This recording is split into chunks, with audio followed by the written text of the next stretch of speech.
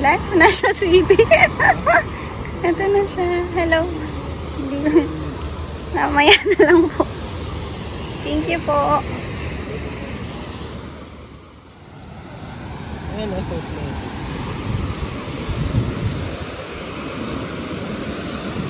Suran ko nga.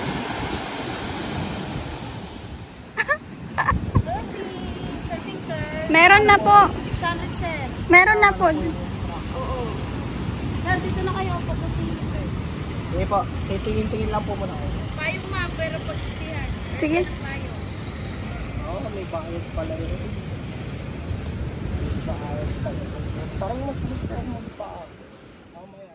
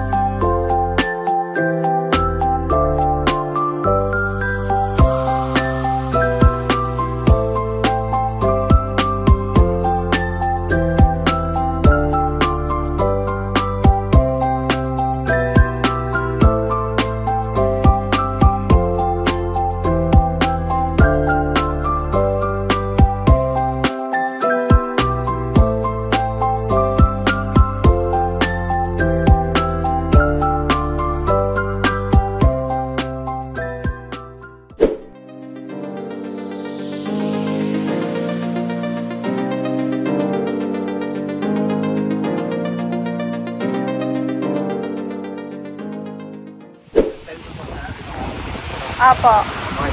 Ma'am, dyan ako kasi Kuya Ato. Saka yung si Eric po, yung isang kasama ko mamaya. Sige. Okay, dalawang klase po kasi yung board na ginagamit namin dito sa ma'am. Ito po yung tinatawag namin na longboard soft top. Ito po yung pang beginner. Pero pag advance ka na ma'am, yung mga hardboard siya.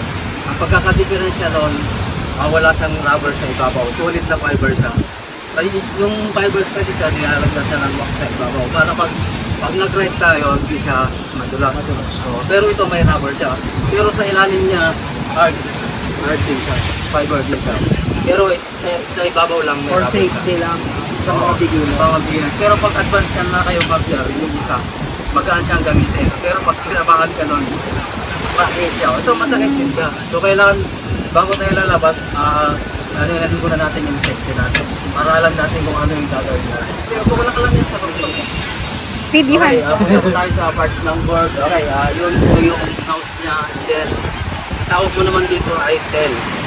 Then, ang tawag po naman dito sa gilid niya ay reels. Habang lumalabas tayo, nakahawak muna tayo dito sa reels niya. Kasi sasalubong tayo sa alon. Para pag inampas tayo ng alon, hindi tayo basta pangulog. Then, ito naman po yung tinatawag namin na deck niya. Kung saan, dito tayo dadapa and then dito tayo tatayo. Okay? Then ito naman po yung tinatawag namin na pins. May 3 pins, may single pins. Pero ito yung pinakadelikado sa lahat. Kasi magtuloy siya. Pag halimbawa nakaride na tayo, tapos hindi kasi natin iwasan, aangat yung board kasi andyan yung alam. Pwedeng tatama sa atin ito. So ang gawin lang natin, pag nahulog na tayo, iwasan lang natin yung board. And then for safety natin, laging cover lang natin yung head natin. Okay. Ito naman po yung tinatawag namin na leash o kaya leg rope. Ito yung ilalagay natin, ma'am sir, sa pinakamalakas na paa natin. Kung kanan to o kaliwa, kung natin siya ilalagay. Palimit pa rin yung basta yung pinakamalakas, yung ilalagay natin. Then, okay. Ngayon sir, halimbawa nakaride na tayo, 3 meters bago sa shore, kailangan baba na tayo.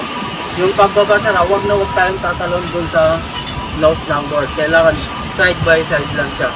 Kasi pag tumalon tayo doon, nakatali sa atin itong leash, pwedeng aangat yung tail ng board, hindi nakapas sa atin yan. Delikado siya. Kung ilang kailangan nakaride na tayo, yan. Kung nakaride na tayo, 3 meters bago shore, kailangan baba na tayo. Yung pagbaba, huwag tayong magdagay. Kasi, hindi kasi pareha sir, minsan mababaw, minsan malalim. Paano po po, yung ganon. Ganon. Triple ka lang, kailangan lang. Yeah. Tapos pwede dito. Kung sa side by side, pwede sa likod. Kasi pumunta naman dito yung board sa gilid. Basta huwag lang sa harapan. Okay.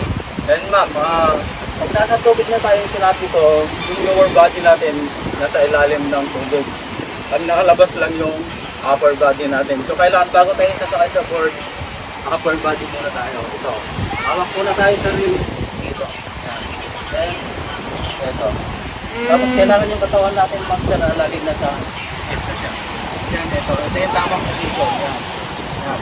Huwag naman tayo masyadong nasa harap. Huwag naman tayo masyadong nasa likod.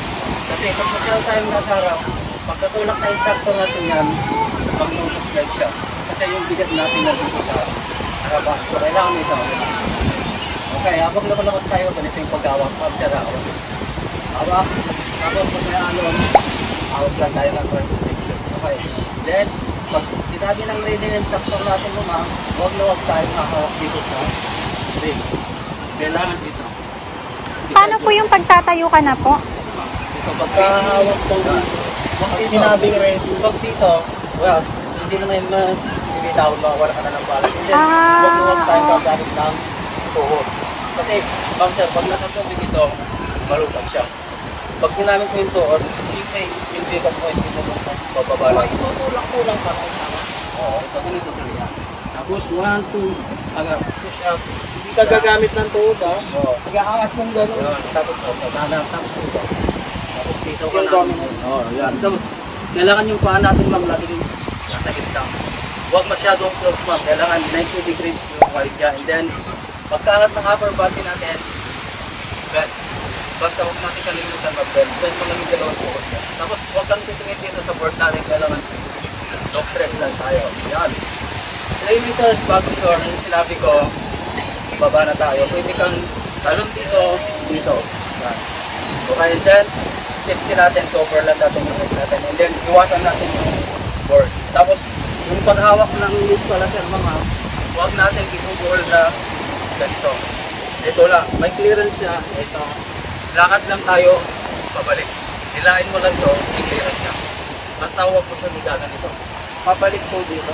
Hindi, pabalik doon sa alon. Kasi papunta tayo dito, tapos pagbalik ka, babayaan mo lang yung board na nandun sa harapan. Basta nandito ka sa likod siya. Hilain mo lang yung okay.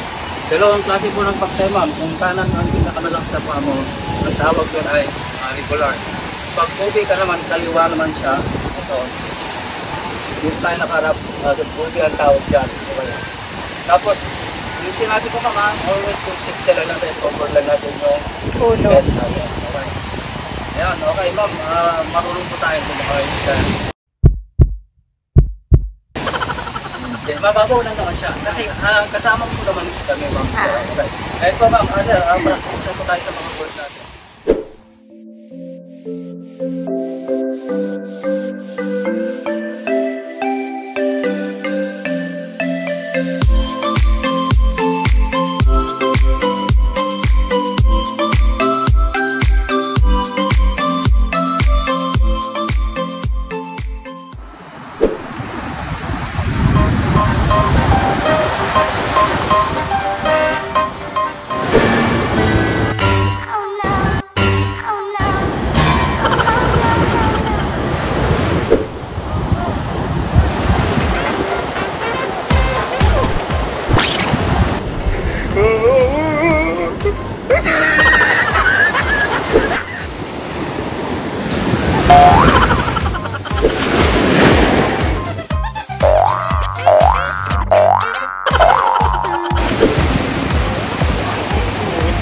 No.